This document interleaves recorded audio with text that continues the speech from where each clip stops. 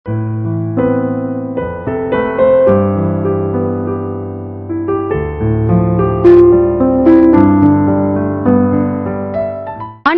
இயேசு கிறிஸ்துவின் இனிய நாமத்தில் நான் உங்களை வாழ்த்துகிறேன். அருமையான இந்த நாளிலே தேவ சமூகத்திலே கர்த்தருடைய வார்த்தையை உங்களிடத்தில் கொண்டு வருவதிலே தேவன் எனக்கு பாராட்டின கிருபைக்காக நான் கர்த்தரை ஸ்தோத்திரிக்கிறேன். இந்த நாளிலே நாம் தியானிக்க வேண்டிய வேத வசனம் ஆதியாகமம் 12ஆம் அதிகாரம் 2ஆம் வசனம். நான் உன்னை ஜாதியாக்கி உன்னை ஆசீர்வதித்து உன் பெயரை பெருமைப்படுத்துவேன், நீ ஆசீர்வாதமாய் இருப்பாய். அருமையான தேவ பிள்ளைகளே, இந்த வேத வசனம் வேதத்திலிருந்து ஒரு தனிப்பட்ட மனிதனுக்கு கொடுக்கிற ஒரு வார்த்தை, ஒரு வாக்குத்தத்தம். இந்த வாக்குத்தத்தத்தை கர்த்தர் இந்த நாளிலே உங்களுக்கும் கொடுக்க இருக்கிறார்.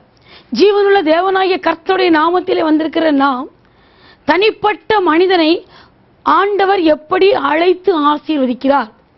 இந்த வேத புத்தகத்திலே சொல்லப்பட்ட மிக முக்கியமான காரியம் தனிப்பட்ட மனிதனை கர்த்தர் அழைத்து ஆசீர்வதிக்கிறது. ஆதாம் என்ற ஒரு மனிதனை கர்த்தர் உருவாக்கினார். மண்ணின் சாயலாக அவனை உருவாக்கினார். ஜீவ சுவாசத்தை அவன் வாயிலே ஊதினார். ஆதியாகமம் 2:7 சொல்லப்பட்டிருக்கிறது, அவன் ஜீவாத்மாவானான். ஒரு மனிதனை கர்த்தர் உருவாக்கி அவனை ஆசீர்வதிக்க அவர் இந்த நாட்களில் சித்தம் கொண்டார், அதை நிறைவேற்றினார். ஆனால் ஆதாம் அந்த ஆசீர்வாதத்தை சுதந்திரித்துக் கொள்ள முடியவில்லை. பாவம் செய்து ஏதேன் தோட்டத்தை விட்டு அவன் வெளியே துரத்தப்பட்டான். அதன் பின்பு அவனுடைய சந்ததியில் வந்த ஆபிரகாம் என்ற தேவ மனிதனுக்குத்தான் இந்த வாக்குத்தத்தம். நாம் எல்லாரும் நினைக்கிறோம், அப்பா இது தனிப்பட்ட மனிதனுக்கு வருகிற ஒரு வாக்குத்தத்தம். வேதத்திலே 2 விதத்திலே வாக்குத்தத்தங்கள் வருகிறது.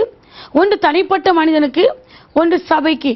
ஒரு குழு, ஒரு கூட்டம், ஒரு குடும்பத்துக்கு வருகிறதான ஒரு ஆசீர்வாதம், அதற்கு தான் உங்களுக்கு என்று சொல்லப்பட்டிருக்கும். ஆனால் இங்கே நான் உன்னை பெரிய ஜாதியாக்கி உன்னை ஆசீர்வதித்து உன் பெயரை பெருமைப்படுத்துவேன், நீ ஆசீர்வாதமாயிருப்பாய். இந்த நாளிலே ஆண்டவர் உங்களுக்கு சொல்லுகிறது, நீ ஆசீர்வாதமாயிருப்பாய். அருமையான தேவ பிள்ளைகளே, ஒரு வேளை கண்ணீரோடு உட்கார்ந்திருக்கலாம். என் வாழ்க்கையில நான் எந்த ஆசீர்வாதத்தையும் நான் பெற்றுக்கொள்ளல, அந்த உலகத்துல பிறந்த நோக்கமே வேஸ்ட். ஆண்டவர் என்னை தெரிந்து கொண்டாரா? ஆண்டவர் என் கூட இருக்கிறாரா? நான் ஆண்டவரை பின்பற்றுறேனே, எனக்கு ஏன் ஆசீர்வாதம் வரல? எனக்கு ஆசீர்வாதம் வருமா? ஆண்டவர் இன்றைக்கு சொல்கிறார், நீ ஆசீர்வாதமாயிருப்பாய். தேவ பிள்ளைகளே, ஆபிரகாம் என்ற தேவ மனிதனுக்கு கொடுத்த இந்த வாக்குத்தத்தத்தை கர்த்தர் இந்த நாளிலே சொல்கிறார், உங்களுக்கும் இது நிறைவேறும். நீ என்பது ஆபிரகாமை கர்த்தர் அழைக்கிறார். அப்படி என்றால் தேவ பிள்ளைகளே, இந்த வாக்குத்தத்தம் ஆண்டவர் ஆபிரகாமோடு பண்ணின உடன்படிக்கை. ஒரு தனிப்பட்ட மனிதனோடு கர்த்தர் பண்ணின உடன்படிக்கை. அவனை அழைத்து ஆண்டவர் சொல்கிறார், நான் உன்னை பெரிய ஜாதியாக்கி, தனிப்பட்ட மனிதனை பெரிய ஜாதியாக்குவேன் என்று சொல்கிறார். வேதத்தில் எப்பொழுதும் நாம் பைபிளை படிக்கும் பொழுது நன்றாக தெரிந்து கொள்ளுங்கள், இந்த வாக்குத்தத்தம் யார் யாருக்கு கொடுக்கிறார்கள், எப்பொழுது ஆண்டவர் எந்த மனிதருக்கு கொடுக்கிறார், அது மிகவும் முக்கியமான ஒரு காரியம். இந்த நாளிலே ஆபிரகாமோடு கர்த்தர் ஒரு உடன்படிக்கை பண்ண விரும்பினார். அவனை அழைத்தார், அழைத்து இந்த உடன்படிக்கையை பண்ணினார். ஏன் தேவன் ஆபிரகாமோடு உடன்படிக்கை பண்ணினார்? ஒரு மனிதனை ஆசீர்வதிக்க கர்த்தருக்கு ஒரு காரணம் உண்டு. ஏன் ஆபிரகாமோடு இந்த உடன்படிக்கை பண்ணினார்? வாசிப்போம். ஆதியாகமம் 11:31 ஆபிரகாம் தகப்பனாகிய தேராகுடன் கானான் தேசத்திற்கு போக புறப்பட்டான் என்று சொல்லப்பட்டிருக்கிறது. அவர்கள் ஊர் என்கிற தேசத்தை என்கிற கல்தேயருடைய பட்டணத்தை விட்டு கானான் தேசத்துக்கு போக புறப்பட்டான். அருமையான தேவ பிள்ளைகளே, தேராகு தன்னுடைய மகன், மருமகள், தன்னுடைய பேரனோட அவன் அந்த ஊர் என்கிற கல்தேயருடைய பட்டணத்தை விட்டு கானான் தேசத்துக்கு போக புறப்பட்டான். இந்த வாக்குத்தத்தம் நிறைவேற முக்கியமாக ஆபிரகாமை கர்த்தர் அழைத்ததுக்கு காரணம், தகப்பனாகி தேராகுடன் கானான் தேசத்துக்கு போக புறப்பட்டான். அந்த இருந்த ஊர் என்கிற கல்தேயருடைய பட்டணத்தை விட்டு, கிறிஸ்தவ வாழ்க்கையில் மிக முக்கியமானது, நாம் இருக்கிற இந்த நிலைமையிலே, இந்த உலக பிரகாரமான வாழ்க்கையிலே, இந்த உலகத்தின் வாழ்க்கையிலே நான் ஆண்டவரோடு நடக்க விருப்பமா இருக்கிறேன். அந்த பரலோக வாழ்க்கைக்கு நான் போகணும். இது ஒரு மதம் அல்ல தேவ பிள்ளைகளை. அநேகர் நினைக்கிறாங்க கிறிஸ்தவம் என்பது ஒரு மதம். மதம் அல்ல, இது ஒரு மார்க்கம், இது ஒரு வழி. மனிதனாய் பிறந்த ஒவ்வொருவரும் ஒரு நாள் இந்த உலகத்தை விட்டு கடந்து போகணும். பூமி நமக்கு இருப்பிடம் அல்ல, நிலையான ஒரு வசிப்பிடமும் அல்ல. நம்முடைய குடியிருப்பு பரலோகத்தில் இருக்கிறது. பரலோகமாகிய இந்த கானான் தேசத்துக்கு போக ஆபிரகாம் தன் தகப்பனாகி தேராகுடன் புறப்பட்டான். புறப்பட்ட தேராக நின்று விட்டான். ஆனால் தேராகு மரித்த பின் வேதத்தில் தெளிவாக சொல்லப்பட்டிருக்கிறது, தேராகு அந்த ஆரானிலே மரித்து விட்டான். ஆனால் அவனோடு புறப்பட ஆயத்தமான ஆபிரகாமை கர்த்தர் அழைக்கிறார். இந்த வேத புத்தகம் பரிசுத்த வேதாகமும். இந்த வேத புத்தகத்திலே தனிப்பட்ட ஒரு மனிதனை அழைத்து கர்த்தர் அவனை ஆசீர்வதிக்க விரும்புகிறார். நீ இந்த உலக பிரகாரமான பல காரியங்களை விட்டு, இந்த உலகத்திலே நீ வாழ்ந்து கொண்டிருக்கிற இந்த சுய சித்தத்தை விட்டு நீ பரலோகமாகிய இந்த கானான் தேசத்துக்கு புறப்பட ஆயத்தமா இருக்கிறாயா? தன்னை ஒப்பு கொடுத்ததினால் கர்த்தர் ஆபிரகாமோடு உடன்படிக்கை பண்ணினார். பலருக்கு ஒரு கேள்வியா இருக்கும், ஏன் ஆபிரகாமோடு கர்த்தர் உடன்படிக்கை பண்ணினார்? இதற்காகத்தான். கானான் தேசத்துக்கு போக அவன் தன் தகப்பனோடு புறப்பட ஆயத்தமானான். இன்றைக்கும் தேவ பிள்ளைகளே, ஒருவேளை நீங்க எந்த மதத்தினாலும் இருக்கலாம், எந்த ஜாதியில கூட பிறந்திருக்கலாம், ஆனால் இன்றைக்கு ஆண்டவராகிய இயேசு உங்களை அழைக்கிறார். மரணத்துக்கு பின் ஒரு வாழ்வு உண்டு. அந்த நித்திய வாழ்வுக்கு போக இந்த இயேசு கிறிஸ்து வழியாக இருக்கிறார். இந்த இயேசு கிறிஸ்து வழியாக இருப்பதனால்தான் பிதாவாகிய தேவன் தம் குமாரனாக அவரை அனுப்பினார். ஆபிரகாமோடு பண்ண உடன்படிக்கை அதுதான்.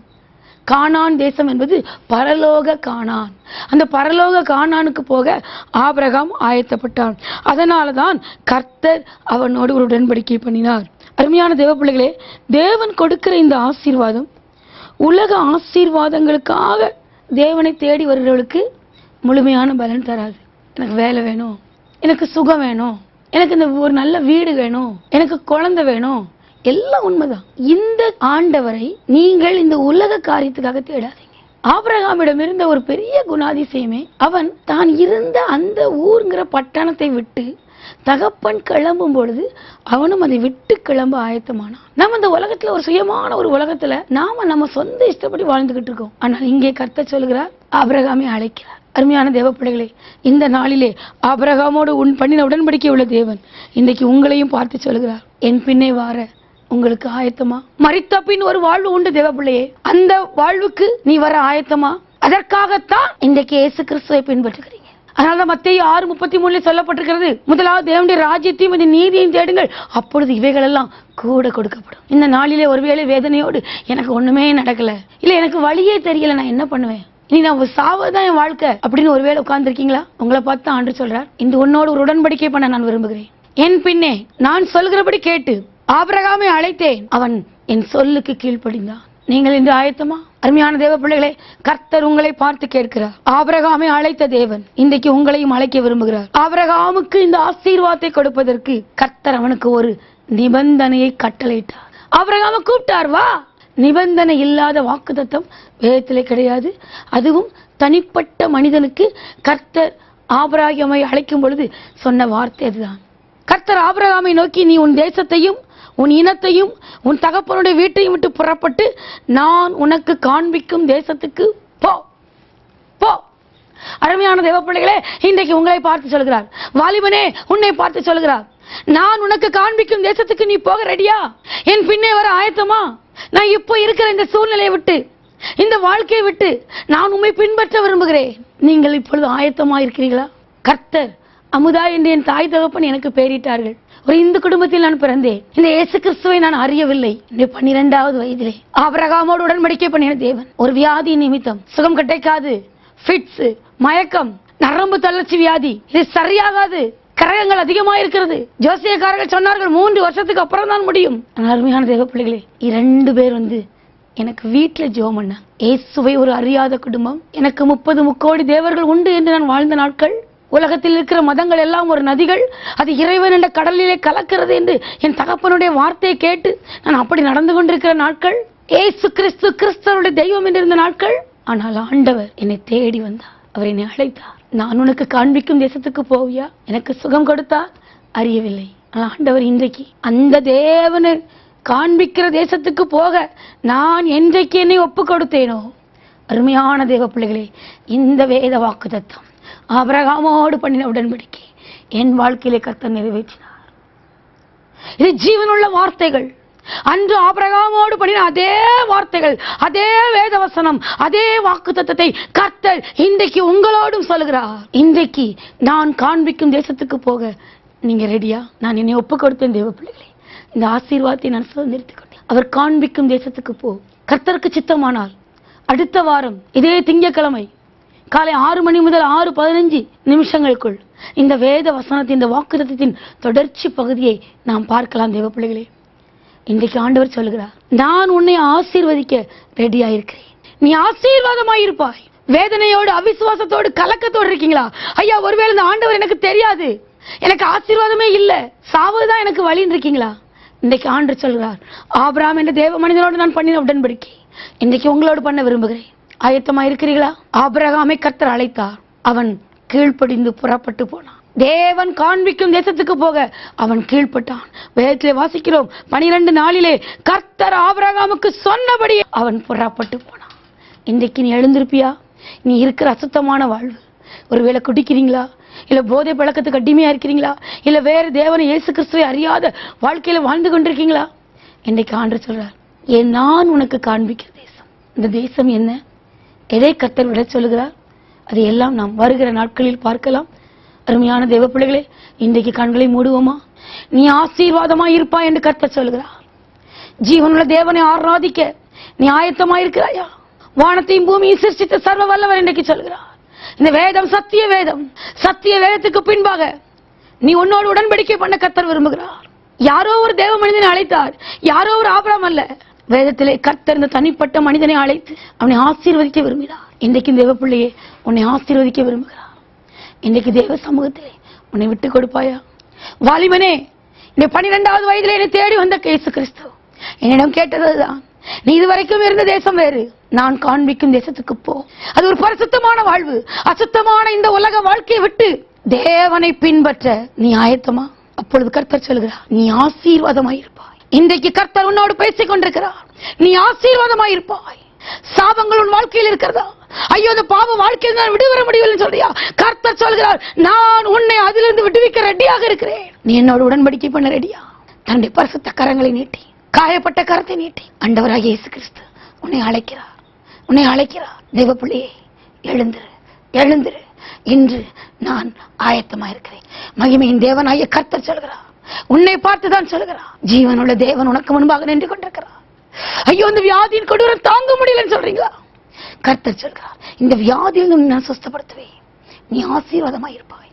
ஒருவேளை அலக்களிக்கப்பட்டிருக்கவங்க, சிந்தையில கட்டப்பட்டிருக்கவங்க, இயேசுவின் நாமத்தில் இப்பொழுது நாங்கள் விடுதலையாக்குகிறோம். ஐயா, கர்த்தர் பெரிய காரியங்களை செய்வீராக, உடைய கிருபையின் பிரசன்னத்தால் மூடுவீராக.